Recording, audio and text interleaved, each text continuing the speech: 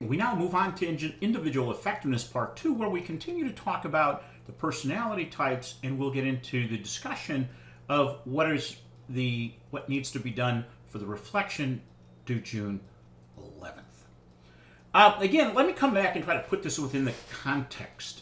Is that there's the person in an organization, the person comes to the table. They come with skills, abilities, personality, a perception about things, attribution, attitudes, values, and ethics. So we bring all these things to the organization.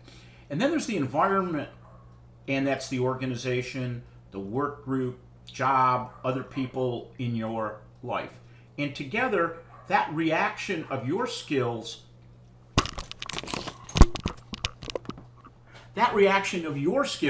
to the environment results in behavior.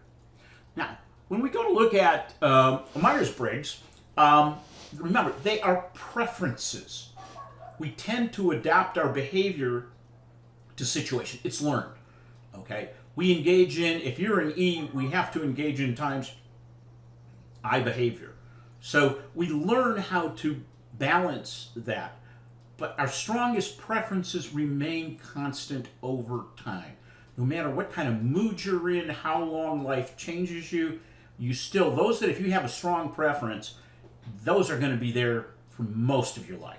Do you need to act which is not preference? Yes, you learn to adapt. Okay? So we somehow got to be aware of what's going on. Now, from a managerial perspective, the more I understand myself and others, I can build a better, solid team. If you as an individual know what your personality is and what's there, you can be successful too by recognizing it in others and how to interact with them. Let me give you a few stories from my background. The first is E and I. And remember, you get energy versus introversion. So we would oftentimes at the bank, we'd have customer events, customer parties, recognition events, different things where customers would be there networking. Okay? So if I go to a networking event and there's 30 people there, I will talk to about 30 people. Will I go deep with them? No, not at all. Now, do I want to just stand and have a deep conversation with 1, 2, or 3 people? That's probably not me. So how did I use this in my job? Well, what I did is, as we had these networking events, I would take the team member that was an I and try to have them talk in depth with just a couple of people that we were trying to achieve something with. For those that are comfortable talking to everybody, they had a different purpose in just getting to know and putting a name out there. So what I tried to do is get people, they have to be involved in the networking activity, but I used the E's to talk to everybody. If I would have told the I's to go talk to 20 people, would have they done it? Yes. Would have they been successful or happy with it? Probably not. But it's what I was trying to do. So that's one example. The other thing is I happen to be a pretty strong P. I don't always look to get things done. Now, I've always had an administrative assistant who was a J.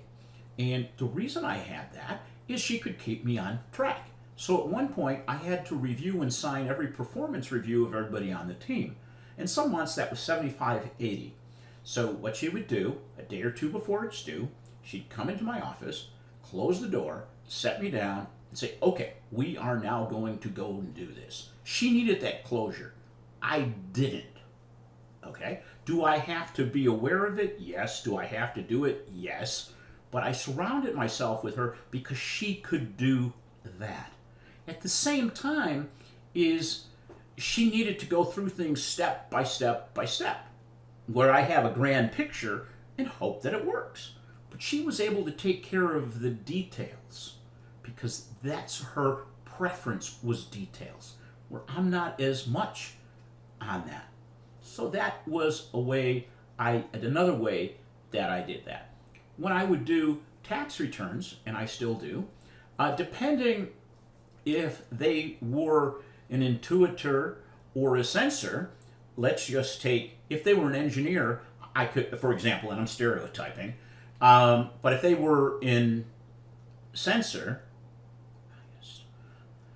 they'd need the details. So I'd give them a fact finder and it would come back all prepared. Everything filled in perfectly. Now, I give that to somebody that's an N, they're not going to fill it out. Okay? They're going to bring all their stuff and we're going to have to walk through it. So it's by observing and we knowing you can compensate for your weaknesses and use the other people's. There's just a few ideas. Now, some of you will get this right away. Others of you may need to go back and do it. Rewind it. See it. So that's a little bit about Myers-Briggs. Again, it's a preference, but we learn to adopt. The next thing is type A and type B personalities. Now, this is out here interesting, but start by taking the Jenkins Activity Survey. Here's the link. There's no right or wrong, and it's from your perspective as a student. So stop now, do it, and come back with your score. Okay, just a little, again, this is how people do things. This type A, type B. And again, we're sort of, we engage in both type A and type B. It's what becomes the predominance in our lives. So if we take a look here, is type A people tend to be full of fluctuations, a lot of things going on, jumping on, where a type B person may be relatively calm. Okay? Type A people keep going. Going. Type B people need to take a break from time to time to reflect. Type A, highly organized. Type B, less organized. I try to be organized. Sometimes it works. Sometimes it doesn't. Type A, sometimes more competitive, more relaxed. Mine has changed over the years. Type A people take on challenges, push themselves. Type B, doing what they enjoy. And type A, very concerned with time management. And type B's work steadily. Winning is important, enjoy games and competitions. So again, these are neither right nor wrong, but they give you a sense of your personality type. So we bring both of these type things into the workforce, as we said. So we look at it from our individual perspective, and then as a manager or a leader, we take these things into account as to how we perform work and how do we engage with people at work to get the maximum effectiveness out of them. Okay, so what is the instructions for the reflections? Let's start up on top, flow chart here. You've completed the Myers-Briggs and type A and type B assessments. State your results. That's the first thing. Then review the following slides that discuss Myers-Briggs. They describe words, behaviors, actions, etc. There's a lot of them out there. So what I'd like you to do is read them and perhaps highlight what hits you. The next thing is I'd like you to create a profile or picture of yourself for each of the letters. So take each letter and create a picture of you. Okay? Look at some of the words. Do it creatively. Take some of the words, the behaviors, the attributes, so that you can get a picture of yourself. Okay? So you're going to do it for all four. You can do it in PowerPoint. You can use pictures. You can use memes. Anything you'd like. But the goal is, and I want you to be a little creative, because remember, last week's reflection was on creativity. And sometimes we tend to box ourselves in and just be creative. Okay? Remember, these are preferences. Okay? Yes, we do the other things, but it's trying to find the right preference. Once you have your picture of you, that's good. I don't have a preconceived, I do have a little bit of an idea, but make it yourself. Okay? Then address, next paragraph, how can you use this in your future career or education? How could this be useful to you, knowing something, what your preference is, and what things may you have to work on, what things can you leverage? Then, is there something you need to be cautious on? Okay? Like making sure you plan to do things instead of just run by the seat of your pants? How might you deal with someone who has opposite preferences?